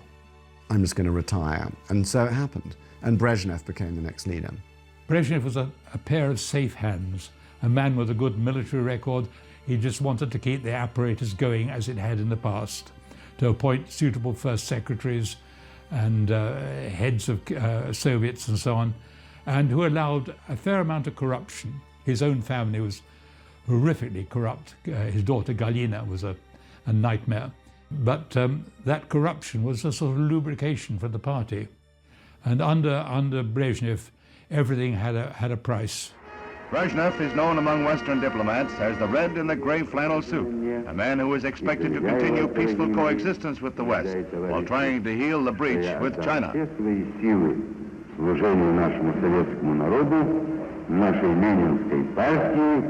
It had been indicated that Brezhnev would be Khrushchev's successor on his death, but no specter of death or disgrace marred the scene of Khrushchev's 70th birthday party last spring. He seemed to have the world, the communist sphere, at his feet, and his power over 220 million Soviet citizens seemed impregnable. Now, for better or worse, the Khrushchev era has come to a close. Well, Brezhnev was a generation younger than Khrushchev, and he had been a real beneficiary of Soviet higher education, of Soviet social mobility. So born in a working-class family, he got a degree in engineering and became a practicing engineer in the 1930s, joined the Communist Party, served in the military as a party official. So he had some practical knowledge of the economy, and he wasn't ideological the way the early Bolsheviks had been. The party the Soviet Union was the only thing that he knew. So he had worked his way up into the party. You can see his face in the great kitchen debate between Khrushchev and Nixon. Brezhnev is standing there just behind Khrushchev. So he was a trusty aide at the time, and so was one of the leaders at the time of Khrushchev's dismissal, along with Alexei Kosygin. The two of them came to power together. Brezhnev soon eclipsed Kosygin, but initially it was a dual leadership. And he was a bluff, good-natured, pleasure-loving, quite capable apparatchik who'd been chosen by Stalin and promoted, who'd played a part in the arrest of Beria and served Khrushchev quite loyally until the end. But it gradually became a stagnant period for the Soviet Union. No reforms were really succeeded, and the Soviet Union needed reform. Unlike Khrushchev, who'd attempted to decentralize the economy, to give more power to the regions, Brezhnev wanted to do exactly the opposite. He was much more in the mold of Stalin. He wanted to bring everything back to the center, to bring power back to Moscow and to bring power back to himself. One can see at this point the Soviet Union is reverting much more to the model that had been created by Joseph Stalin. The reign of Brezhnev is seen to be, one historian has called it, that he made a little deal with the Soviet people, that he promised them economic prosperity, which included, because the communist economy was so inefficient, it included increasing tolerance for a shadow economy, for some black marketing, some private enterprise. The government turned a blind eye to that in exchange for political loyalty. And most of the people made this bargain and agreed not to be in opposition to the government. What Brezhnev wanted to achieve was a parity in terms of weapons between the Soviet Union and America. And he begins injecting vast sums of money into military expenditure. At one point, some 12% of GDP is being spent on the missile program inside the Soviet Union. Remarkably, he does achieve parity. By the 70s, the Soviet Union has an equivalent number of warheads to the United States. The world thinks that it's business as usual and it's just a change of leader. In the eyes of the world, the Cold War continued unchanged. But what we could not see then, but we can see now, is that all this time, the enormous strain upon the Soviet economy of maintaining this empire and the stupendous armed forces at colossal cost, that all the time the Soviet Union is creaking and cracking under these enormous strains.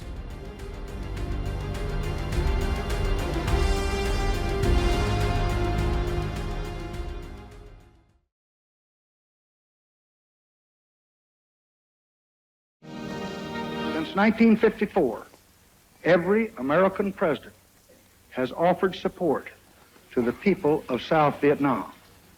We have helped to build, and we have helped to defend. Thus, over many years, we have made a national pledge to help South Vietnam defend its independence. And I intend to keep that promise. In 1965, President Lyndon Baines Johnson followed up on his promise and ordered US troops to intervene directly in Vietnam. One of the great proxy battles of the Cold War had begun.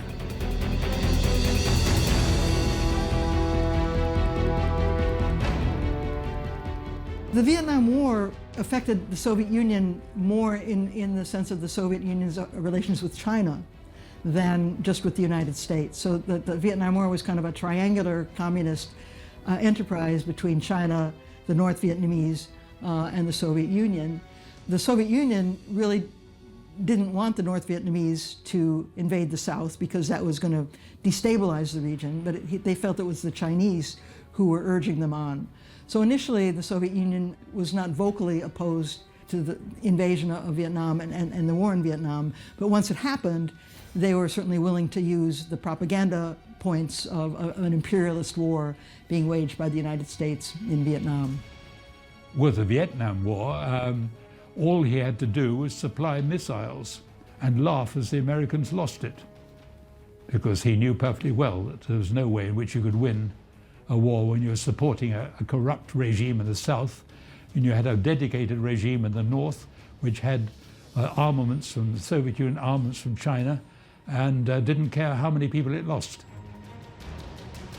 Vietnam was a strange phenomenon because, America poured in forces in there and was never actually defeated, but it lost the will to win, which is always decisive in a war. Partly it was a Vietnamese nationalistic uprising against foreign control that had started against the French, and it continued against the Americans and their regime in the South. Partly it was a proxy war between the superpowers. American troops were there, Russian advisors armed the Vietnamese in massive quantities, but the Vietnamese were thought by the Americans to be completely under Soviet control, but in fact they fought the war they wanted to fight and were quite recalcitrant in taking orders from the Kremlin. But it was America's first great humiliation.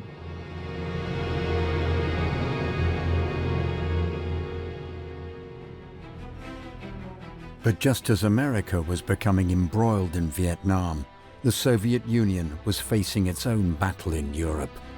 In the 1950s, uprisings had been crushed in Poland and Hungary, but a new crisis was emerging in Czechoslovakia under the rule of Alexander Dubček. The Prague Spring had begun. The Prague Spring was an attempt in Czechoslovakia by Czechoslovak communist leaders to find a different path towards communism. They called it socialism with a human face. And in fact, all the East European countries were somewhat different from one another and not all following in lockstep to the party line. So certain deviations were allowed, but Brezhnev felt that there was a danger to socialism itself by these reforms in Czechoslovakia. And so he invoked what became known as the Brezhnev Doctrine, that any threat to socialist power in one socialist country should be combated by all of them. Another version of the Brezhnev Doctrine is what we have, we hold. And so rather than let the reformed communists succeed in Czechoslovakia, he created the pretense to send Warsaw Pact troops into the country to put down this reform. Russia's purpose in continuing to keep such large, powerful and mobile forces in Czechoslovakia has been in effect to put a pistol to Mr. Dubček's head. There is plenty of evidence that for his own part, Mr. Dubček intends to go on resisting the pressures and is prepared if necessary to get his head shot off. But there is now a question mark over the continuing loyalty of enough members of Czechoslovakia's Communist Party's Presidium to give Mr. Dubček the support he needs to say no to the Russians or the demands they will make when the talks begin.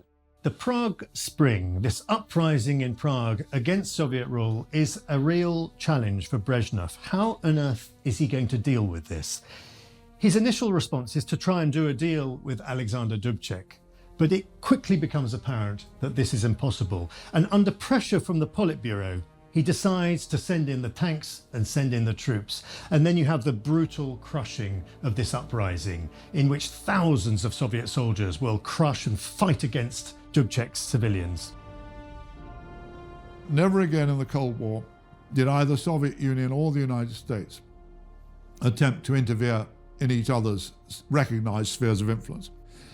The Americans, who'd already stood by amid terrible bloodbaths in the Polish shipyards, amid the 1956 Hungarian uprising, 1968, when there was the uprising in Prague, the Prague Spring, that once again the Americans did nothing and the Russians were left free to crush that. Whereas, again, while all that was going on in Vietnam, although of course the Soviet Union provided terrific material aid to Vietnam, at no time did the Soviet Union think of directly intervening in the Vietnam War. So never again was there such a dangerous moment when either side attempted to infringe each other's spheres of influence. The first 2.5 decades of the Cold War had been filled with revolutionary uprisings and proxy battles all across the globe. But as the 1970s began, a surprising period of détente emerged, where more direct relations between the Western world and the communist world were established. In China, with Zhou Enlai, President Nixon begins a dialogue which marks an historic change in American policy. A political realist, the president knows that communication with China is indispensable to his grand design, the result of a long, careful planning, of a vision for peace born long ago. The thrust for peace leads to the Soviet Union. The president will not be dissuaded by the days of hard negotiation ahead. The opportunity to reduce world tension is at hand, and he achieves a breakthrough with agreements in environment, space, medicine, and a trade pact creating new jobs for Americans. But most significant of all, a treaty to limit arms.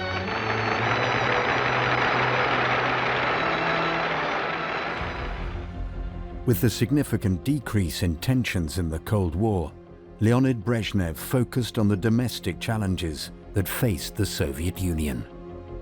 The hallmark, I think, of Brezhnev's economic policies were the 5-year plans. He liked these 5-year plans.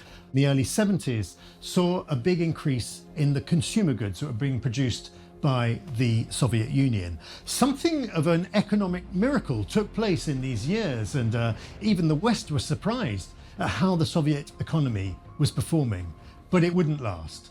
The Soviet economy was too reliant on natural resources, on oil, on gas, and the whole thing would begin to stagnate. And we're soon going to enter what Gorbachev would later call the era of stagnation. So there was certainly stagnation politically in the Soviet Union under Brezhnev. Fewer and fewer freedoms were allowed, writers were censored, people self-censored themselves rather than risk getting into trouble.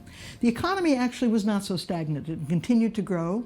We think of the Brezhnev period as a period where a Soviet consumer public actually came of age. People were aware of fashion and able to choose what they wanted to buy. But overall, there was a sense that it wasn't progressing as fast as it could. And this was reinforced by the stability of the leadership, who were getting older and older and not really allowing any new blood to come in. So there was a sense that the whole thing was grinding to a slow halt. There were all sorts of holes in the system that made it possible to live under Brezhnev. So although it was stagnation, the country made no big progress in GDP or in facilities, there were loopholes. And so while the Kremlin looks unchanged, and in the eyes of the world, some people thought the Cold War was going to go on indefinitely.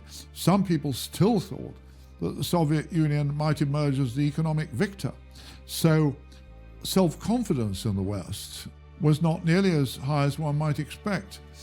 And it is quite extraordinary that with all those expensive intelligence services in Britain, in the United States and everywhere else, that the understanding of the fundamental weakness of the Soviet Union, which was getting worse and worse all the time, and that far from the danger to the Western triumph, that the gap between the economic attainments of the West and the Soviet Union is widening relentlessly. And yet none of this was understood in the West at the time.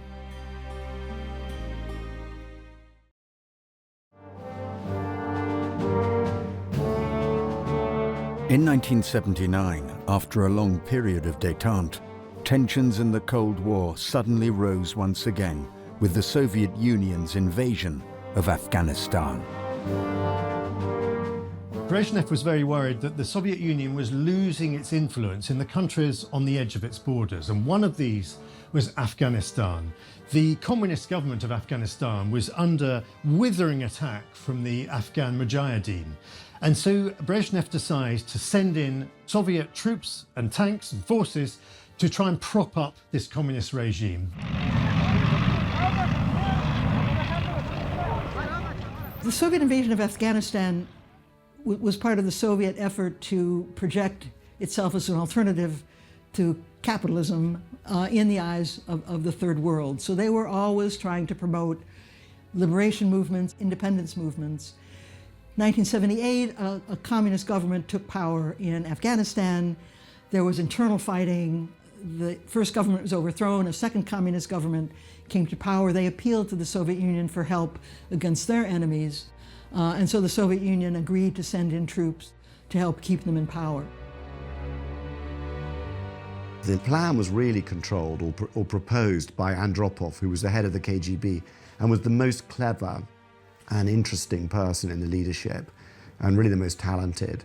He believed it could be done easily just by chopping off the head of the leader, who was a communist who'd turned against Brezhnev's, the Kremlin's own candidate, executed him and taken power. They didn't trust this guy, who was called Hafizullah Amin. And so they began to fear that Amin would turn against them and actually embrace the Americans or the Chinese. And so, they decided to replace him. And so in the end, they sent in special forces with an army. What they didn't expect was a massive Islamicist rebellion that would be backed by the Americans. Many people compare the Soviet engagement in Afghanistan with the United States in Vietnam. They got sucked in without realizing what they were getting into, without an exit strategy. Many young Soviet men died, led rise to a movement among mothers trying to stop men from being drafted. So it severely weakened the government in the eyes of its own population. Afghanistan was one of the decisive strategic mistakes of the last phase of the Soviet Union before its collapse. And it was the same story as with a lot of American wars, that they got nowhere and they were made fools of by their own clients in Afghanistan, and their casualties were appalling. And the military bungling was fantastic. But the United States could afford its mistakes in the Cold War, and the Soviet Union couldn't. So that you had this extraordinary situation that as this terrible 10-year war went on, and as this drain of casualties, which was desperately unpopular at home because people saw these body bags coming home. And as the Americans and the CIA, of course, who were arming the Mujahideen, the resistance movement, that the price that here was the Soviet Union already creaking and groaning and on the edge of an abyss. And you can argue that it was Afghanistan that pushed it over the edge. That was a major mistake. Russians in the 19th century knew very well, although they took over most of Central Asia and they would have liked to take over British India, that you leave Afghanistan alone. Nobody has ever successfully dealt with Afghanistan since Alexander the Great invaded it. Everyone has had to retreat. Even the Mongols couldn't stick it. The British Army in the 1840s, which just had one blind person staggering out, the rest of the army dead, was an example. And the Russians knew this. And yet, that was a major mistake to think that they could somehow take it over. 3 years into what would be a near decade-long conflict in Afghanistan, the Soviet Union would lose its longtime leader, Leonid Brezhnev. Brezhnev dies, and he's succeeded by Yuri Andropov, his former head of the KGB, who'd been so ruthless in crushing internal dissent. But Andropov is simply ill-equipped to deal with the financial crises that are facing the Soviet Union. Brezhnev's successor was Andropov, who he chose himself, but he himself was already too ill from kidney failure to really do the reforms that were necessary now to make industry and the economy work, to rethink the Soviet communist system and to reinvigorate it. And he very quickly deteriorated. His successor should have been Gorbachev, who was the young and intelligent and up-and-coming younger leader, and who was a protege of Andropov. But instead, Chernenko, who once had been an executioner for Stalin, and really was a sort of known as the silent one. He really never said anything. He was just a sort of non-entity. He too was dying. So he came to leadership for a very short period. And the joke at the time, because both Brezhnev and Chernenko were not really mobile, Brezhnev was seen to be immobile and Chernenko seemed to be moving around. So they said the trouble with Brezhnev was he was running on batteries, but Chernenko had transistors. And could get around. People believed that Chernenko would be giving broadcasts from his office, but it was really a hospital room made up to look like an administrative office. The manner of the collapse of the Soviet Union was extraordinary in that it's almost as if the physical collapses of successful leaders mirrored the collapse of the whole edifice. And all these very old, charred, discredited men in the Kremlin, one by one, attempting to seize the reins of power and then proving completely unable to exercise them and collapsing and being removed to their tombs. And it was symbolic. Konstantin Chernenko, who is so old, so infirm and so almost senile that when he gives the eulogy at Andropov's funeral, he can hardly speak the words. It's clear he's not going to last long, and within another year, he's also dead. And this is the moment of change. This is the moment where a younger man, Mikhail Gorbachev, comes to power on a promise to transform the Soviet Union. Gorbachev was an extraordinary man to have reached the summits of power in the Kremlin, that he was capable of recognizing failure, of recognizing what had gone wrong, of recognizing the need for radical change. Whereas for years, the Soviet Union had been governed by people who were still clinging desperately to the past and struggling at all costs to avoid the humiliation of public defeat. Gorbachev, of course, it comes from the Russian word gorbate, which means bent. And the Russian proverb is that only the grave will straighten the bent. So people laughed when he came in with a name like that. His idea was that as everyone was being dishonest, and even he couldn't find out the truth, you had to release the journalism, let the newspapers expose things. And he allowed complaints and scandals to be aired in newspapers and then on television and so on. So people found out more about what was actually happening in the country, and the public came round to his side when it became clear that some sort of campaign was being mounted against the corrupt and the rich. And of course what wrecked it was the Chernobyl accident. On the 26th of April 1986, the Chernobyl nuclear power plant went into meltdown and an enormous cloud of radioactive contamination was released.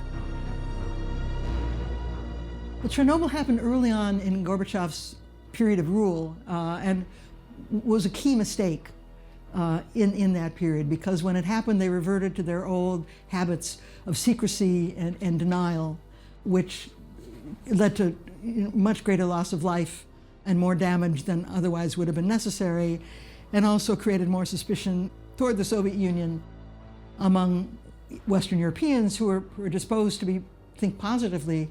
This was a period of Euro-communism and of Germany's Ostpolitik, trying to make deals with the Soviet Union. And this was kind of a throwback to the bad old days. So it was a domestic disaster, an international disaster in health terms, but also a very bad signal for what the Soviet Union was becoming. The White House says Mr. Reagan's attempts to discuss the situation with Mr. Gorbachev personally have been ignored by the Kremlin for 4 days. Not very much. They're usually a little close-mouthed about these things. Would you rather exception. Would you rather hear more from Mr. Gorbachev? Yes, I think it would be helpful. Gorbachev had spoken of glasnost. He'd spoken of openness, of a more open media. And the first instinct is to go back to the old Soviet way of doing things, to hide everything, to cover everything up. And this was a disaster because the Western media had already picked up from very early on the increased levels of radiation. They knew something disastrous had happened at this nuclear reactor. But Gorbachev tries to hide it. And this proved the limits of his policy of glasnost. Gorbachev, in the end, used this to his advantage. To him, it was proof that the old system was so dangerous, you could have made half of Russia uninhabitable. If those reactors had melted into the ground, the Western Ukraine would be strictly for the animals. It proved to the Russian public there was no point having the traditional secrecy, that you had to have openness. And the very fact that foreigners knew about it and Russians heard about it from foreign broadcasts, and then they found out.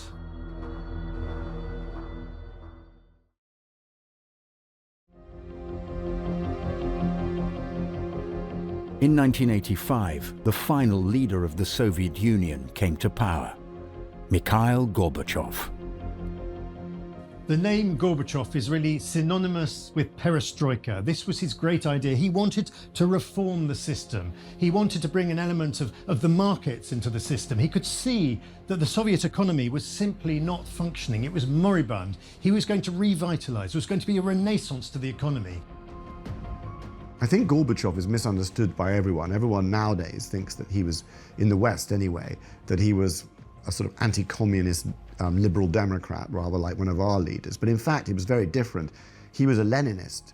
He believed in communism. He believed in the Soviet Union, and he wanted to reform it, to make it stronger, to make it work better, to make it more formidable. What in fact happened was he had very attractive features in terms of his openness and his smile and his ability to go on walkabouts, and he immediately impressed the Western leaders.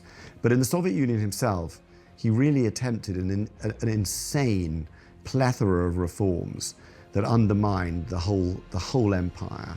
And in some ways, his ambitions were hubristic, if not arrogant. He thought he could do it. He hadn't really thought through the nature of the Soviet Union and the nature of the Leninist system. He tried to reform the economy, the power politics, and ultimately the nature of the Union itself, in other words, the empire, all at the same time. And no one had attempted that before, and with good reason, because each of those reforms was a colossal reform that could have destroyed the Soviet Union on its own. We can all see today that he was something very remarkable, and he broke with the past. But I remember so well when the first reports of Gorbachev from our correspondents in Moscow, and some imaginative correspondents did see that Gorbachev was something quite new and quite special. I met him, and he was an extraordinary man, and I do hope that history will pay him the tribute that is his due, because he was the one who broke the mold. But for us, who'd lived almost all our lives in the shadow of the Cold War, it was almost impossible to believe that the whole edifice, the whole structure around which we'd lived was suddenly changing, and that the Soviet Union and Russia, as we'd known it, was suddenly tottering. So we were very slow, some of us, and governments, to realize the nature of the change. Gorbachev wanted an end to the Cold War. He wanted an end to the arms race. But this was very difficult when, during Reagan's first term as President of the United States, Reagan spoke of the evil empire. He was very antagonistic towards the Soviet Union. But this began to change. I think he saw in Mikhail Gorbachev somebody he could do business with. And they eventually sat down and they began to discuss the reduction in weaponry. And I think really it was the personal relationship between these two men, and also with Margaret Thatcher and Gorbachev, that it was a coming together of personalities that enabled the Cold War and the arms race to come to an end. General Secretary Gorbachev, if you seek peace, if you seek prosperity for the Soviet Union and Eastern Europe, if you seek liberalization, come here to this gate. Mr. Gorbachev, open this gate.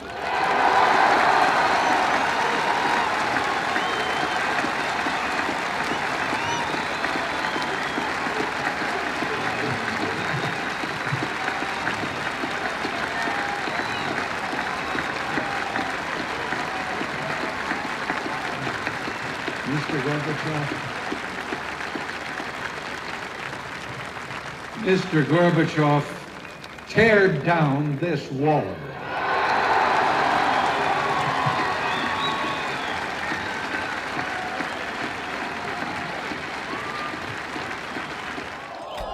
Not long after Ronald Reagan's famous speech at the Brandenburg Gate, one of the great symbols of the Cold War, the Berlin Wall, would finally fall.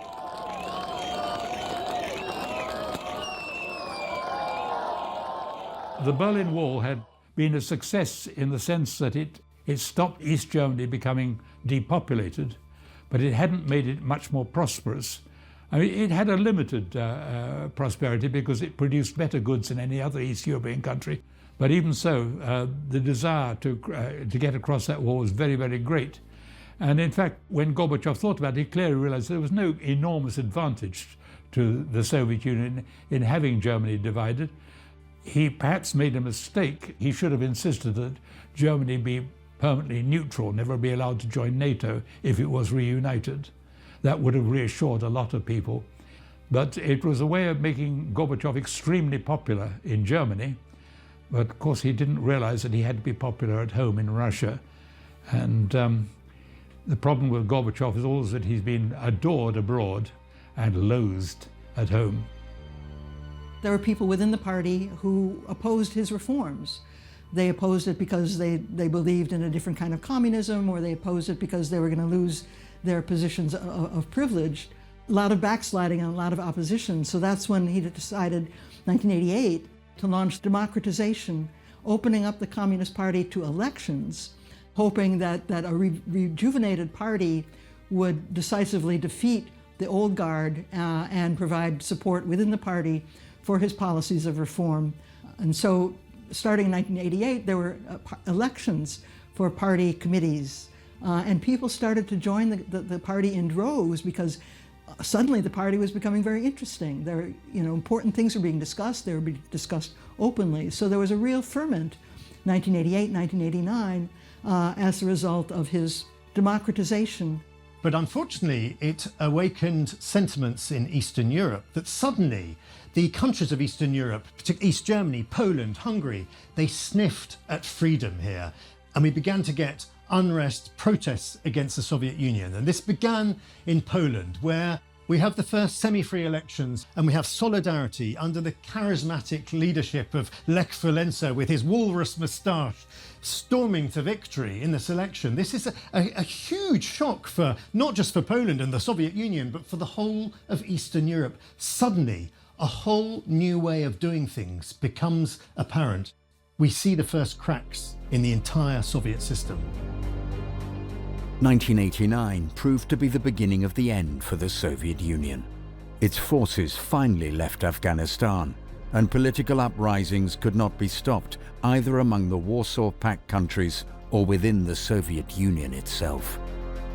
The economy completely failed. Gorbachev and the Communist Party lost all authority, and the 15 republics, particularly those that had joined the Soviet Union very late, particularly the Baltic republics, the three Baltics, Estonia, Lithuania, and Latvia, pushed for freedom and for the breakup of the Soviet Union. And in August of '91, there was an attempted coup effectively by his own government, from which he was only rescued by Yeltsin. And that was really the death knell of the Soviet Union and of Gorbachev. If you go back to its beginnings, the hopeful replacement of an autocratic czar with a democratic socialist republic, and it failed to do that. The question is, did it fail because a socialist economy was inherently incapable of providing prosperity and development for the people, or was it badly run? Did it descend into corruption?